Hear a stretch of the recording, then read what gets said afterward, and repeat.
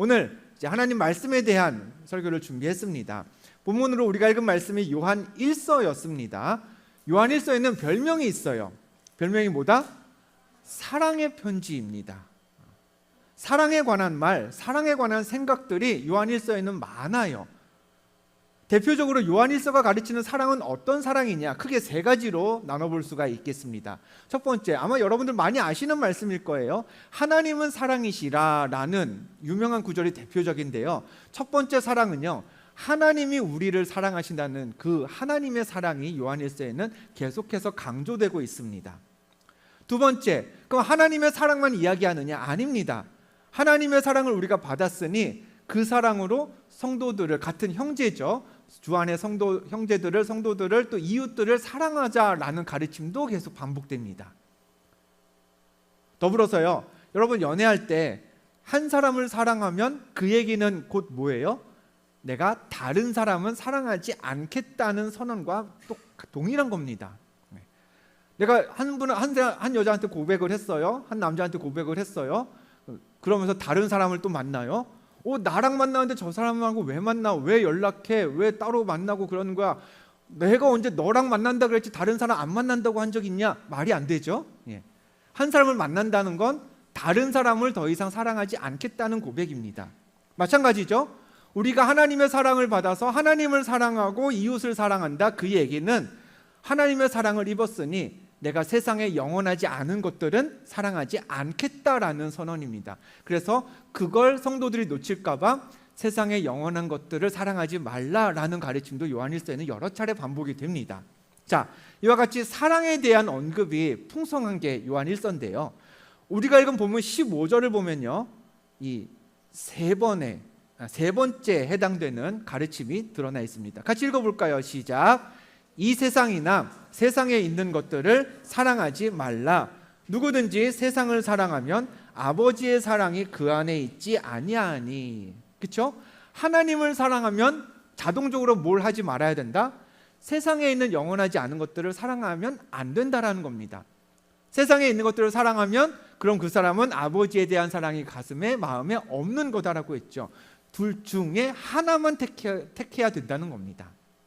그런데 본문에서 이 내용을 말하기 전에 사도 요한이 편지 받을 사람들을 차례차례 부르면서 세부적인 가르침들을 이미 줬어요. 내용을 한번 보겠습니다. 14절인데요. 제가 읽을게요. 아이들아, 내가 너희에게 쓴 것은 너희가 아버지를 알았음이요. 아비들아, 내가 너희에게 쓴 것은 너희가 태초부터 계신 이를 알았음이요.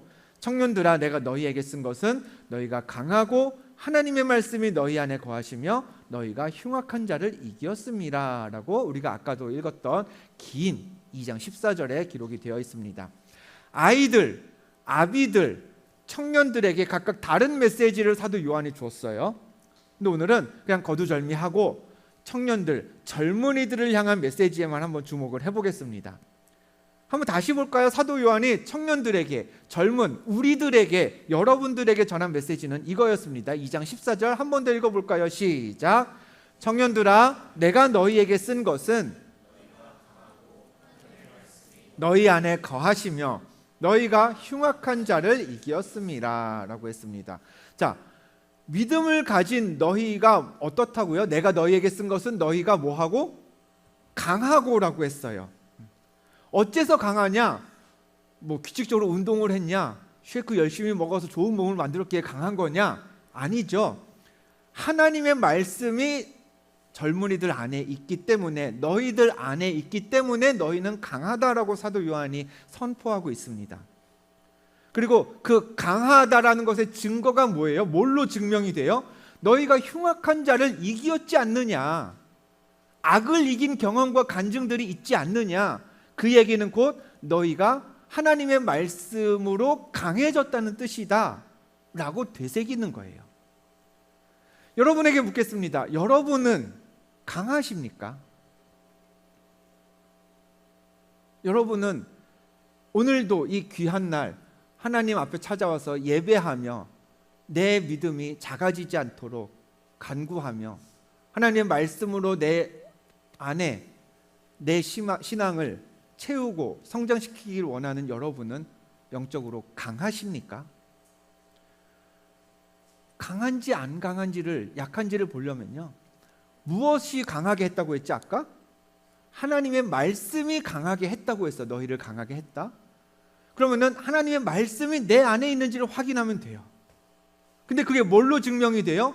내가 세상의 악함을 이긴 적이 있느냐 없느냐로 증명이 돼요. 판가름이 나는 거예요. 여러분 기억하셔야 됩니다. 교회 다닌 기간이 우리를 강하게 하지 않아요. 단순히 예배에 늘 와서 설교를 많이 들었기 때문에 우리가 강해지는 건 아닙니다. 하나님의 말씀이 우리 안에 있어야 강해진다는 얘기는 말씀을 많이 듣고 예배하면서 설교를 계속 들어야 된다는 얘기는 아니에요. 그 물리적으로 그런 설교의 양을 따지는 거면 예배도 왜 1시간만 드려요? 3시간, 4시간 드려서 3번치, 4번치 예배 다 드리면 우리가 다 영적으로 강해지게요? 말씀이 안에 있다라는 의미는 두 가지로 요약할 수 있을 거예요. 첫 번째, 화면 넘겨주시면 첫 번째 뭐다? 말씀이 우리에게 지속적으로 공급이 되는 겁니다. 중요한 건 지속적이라는 얘기예요. 우리가 한 번 들은 말씀을 그냥 모든 말씀들을 우리 안에 누적시키고 있지 않잖아요. 세월이 지나면 잊어버리고, 뭐가 새 거가 들어오면 또 예전 거는 또 잊어버리고, 그렇기 때문에 말씀도 우리에게 지속적으로 공급이 되어야 합니다. 그리고 공급된 말씀이 그냥 너무 금방 소화돼서 다 없어지는 게 아니라 우리의 몸에, 우리의 마음에 어느 정도 계속 남아 있어야, 그래야 우리 안에 말씀이 있다라고 우리가 얘기할 수 있습니다. 우리가 다 학창 시절을 경험했잖아요, 여러분. 학교 개근하면 공부 잘하나요? 그런가요? 요새는 진짜 개근상 별 의미 없죠. 그래도 받아본 적 있는 사람. 중학교 백전호사님 제일 먼저 드셨어요. 네, 어디 고등학교 개근 받으셨어요? 다 받으셨어요? 12년을? 그렇게 열심히 다니셨어요? 네. 또 초, 중, 고 다 받으신 분 계세요? 우와, 있네요. 진짜 성실하네요. 자, 몇몇 분의 손을 들어주셨습니다. 제가 이름까지 거론하지 않을게요. 그러면 우리가 개근상을 받았으면 다 공부를 탁월하게 잘하는 걸까요? 그랬으면 다 개근했죠, 그렇죠? 진작에. 여러분, 학원에 오래 가 있으면 성적이 오르나요? 아니잖아요. 학교를 개근하건 학원에 몇 시간을 가 있건 상관없이 내가 학습이라는 것, 공부라는 시간을 통해서 수업 시간에 받아들였던 지식을 내 것으로 만들어야, 그래야 우리가 어떤 테스트, 어떤 학교 시험을 중간이든 기말이든 쪽지 시험이든 뭘 봐도 대응이 되고 그 시험에 대해서 강해질 수 있습니다. 영적 생활, 신앙생활도 마찬가지예요. 하나님의 말씀이 내 말씀이 되어서 내 안에 자리 잡아야, 그냥 듣고 흘려보내는 말씀 말고, 그냥 누구나 다 와서 앉았을 때 듣는 그 말씀 말고, 그 말씀이 메모가 되고 기억에 남고 내 기도로 복습이 되고 삶 가운데 적용이 되면서 내 말씀이 되어서 내 안에 있으면 우리가 느낍니다. 어떤 시험이 와도 이 말씀으로 이겨낼 수 있겠구나. 아, 내가 오늘 받은 말씀이 장차 나한테 이런 시험이 올 때 도움이 되겠구나.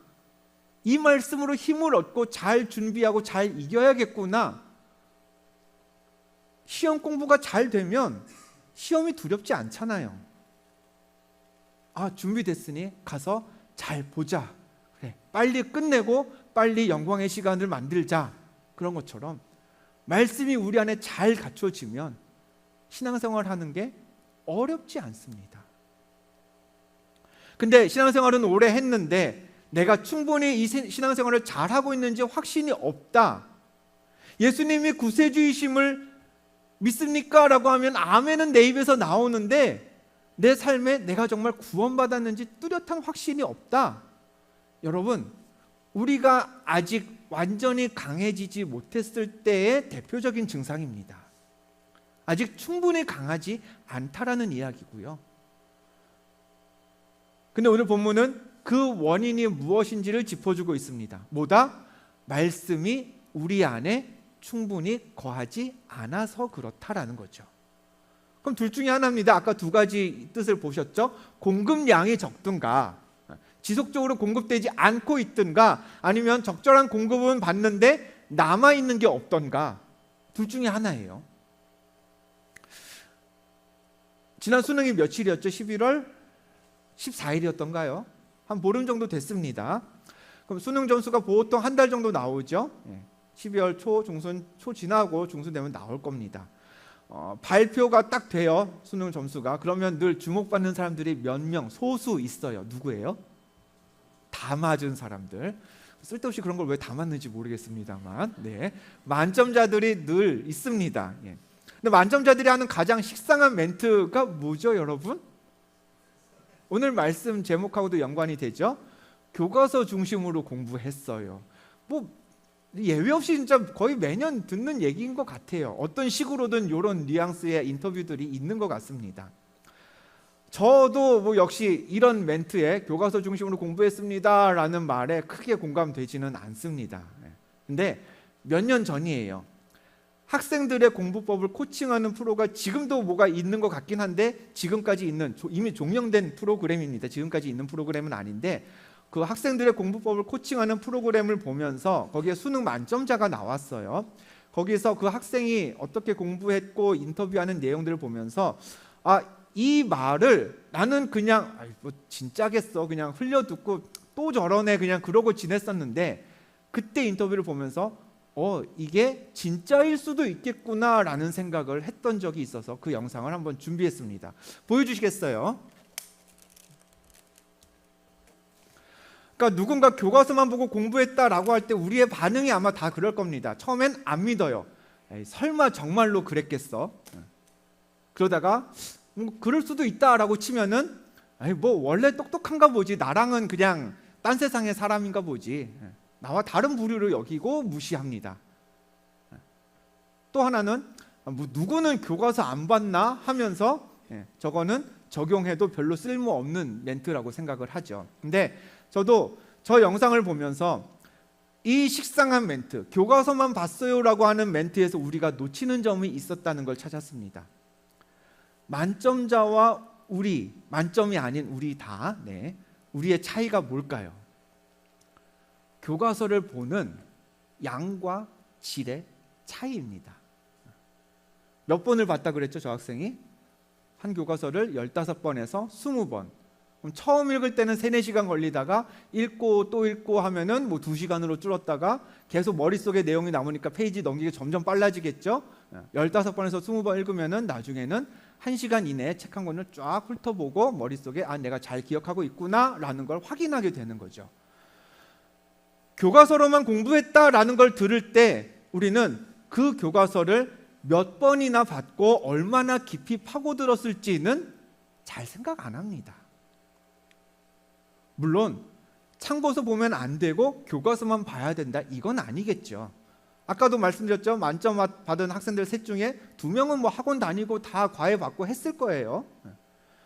교과서만으로도 충분하다라는 사실이 적어도 우리한테 납득이 되어야 한다고 생각합니다. 단 베이스가 뭐다? 충분히 반복하고 깊이 있게 봐야 된다는 가정하에 말이죠. 신앙생활은 더더욱 그렇습니다, 여러분. 신앙생활하는 우리에게도 교과서가 있어요. 뭐예요? 여러분들이 다 가지고 있는 성경책. 성경이라는 교과서만 봐도 만점짜리 신앙생활이 가능할까요? 저는 가능하다고 믿습니다. 이 안에 있는 진리는 우리의 모든 삶을 케어하고 통제하고 이끌기에 충분한 지식이라고 저는 믿습니다. 여러분에게도 그 믿음이 있는 줄로 믿습니다.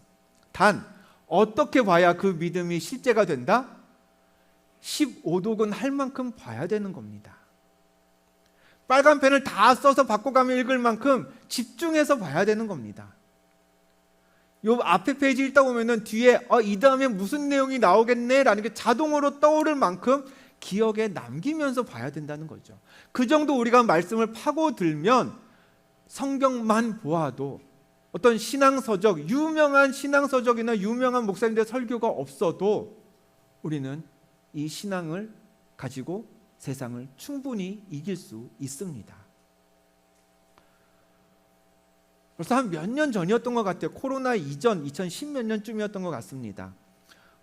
어느 교회 예배 영상을 제가 유튜브로 평일에 뭐 설교, 다른 목사님들 설교 말씀도 듣고 예배 영상도 보고 주보도 살펴보고 늘 그럽니다. 근데 어느 교회 예배 영상에서 광고 시간이었어요. 그러니까 그 제가 본 영상 한 주 전에 열렸던 성경 퀴즈 대회 시상식을 이제 한 주가 지나서 예배 광고 시간에 하더라고요.